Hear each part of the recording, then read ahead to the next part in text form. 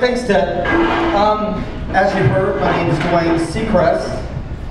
No, I'm not related to the Hollywood Secrist. I'm related to the Tulsa Secrist, which makes me the only Secrist you've ever heard of who's not questionably gay.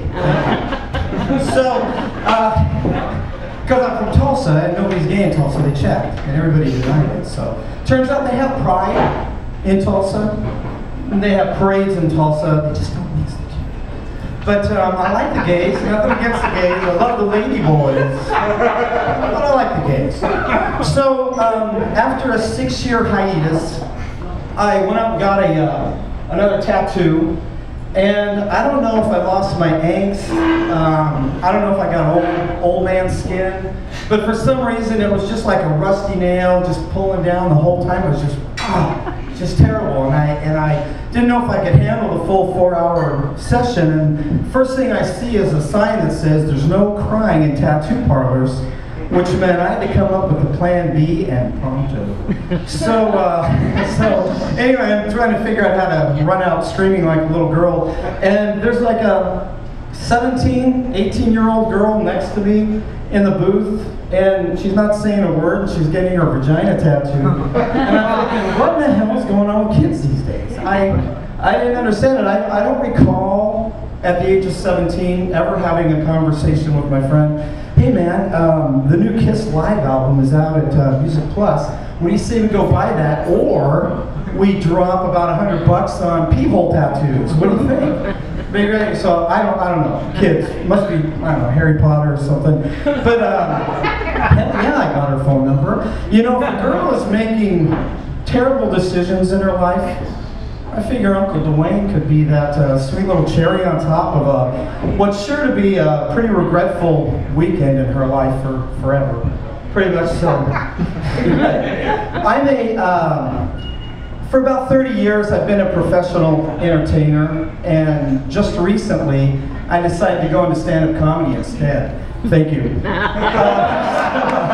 So, for 30 years, I've been in a band that's gone 3 different countries. We do grand ballroom events up and down the coast, and one of my regular gigs is Disneyland. Like every summer, every month I play at Disneyland. And in 1980, Disney came to me and asked me if I would be interested in auditioning for a male rock singer at Disneyland Tokyo.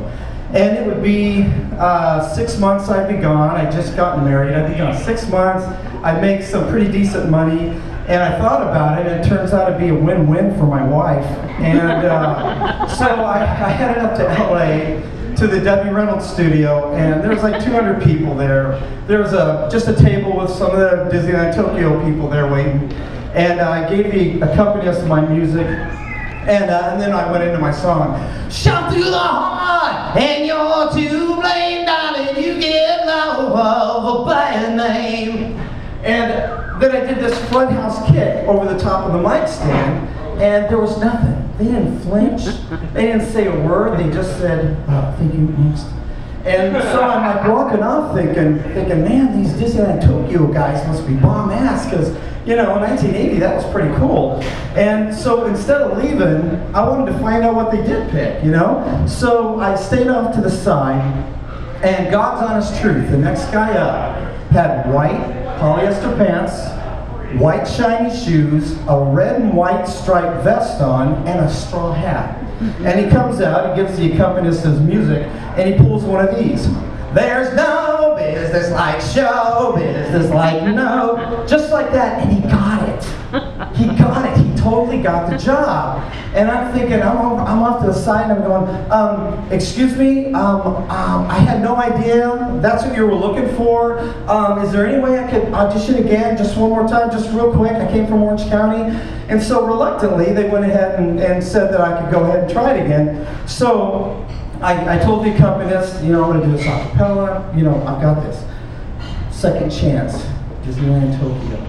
So I centered myself, I counted down, 3, 2, 1. Shout through the heart, and you want to bang. So needless to say, I've never been to Disneyland Tokyo. So one of my other gigs is I'm a UPS driver, and I delivered a package the other day, and it occurred to me that if a woman has,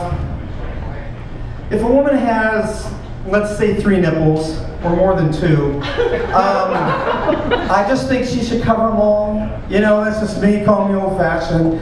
But ladies, we're simple folk, and we just learn to bring the conversation, you know, up to your eyes, and then to, you know, spring a 1-incher on me, you know, jumping out like some goddamn magic show. You know, like, oh, you know, I just learned how to talk to girls that are cross-eyed, now this, and,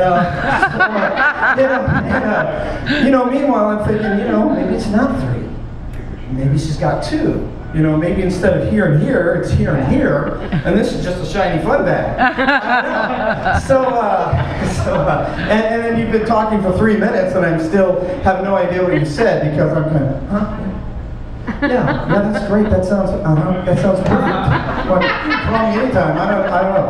So I'm thinking, had my mom, well, had I been born with 2.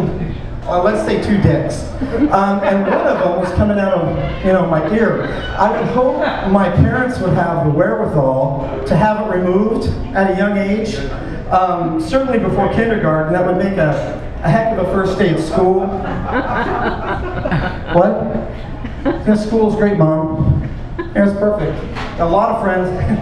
Everybody wants to talk to me. Yeah. What I learned? I learned what a dickhead is. Yeah, about 100 times, and twice it wasn't the teacher say it. And, you know, and then, wait, hold on. I got a call. Hold on a second. Hello? Hello? Mom? Mom, you're going to have to speak up.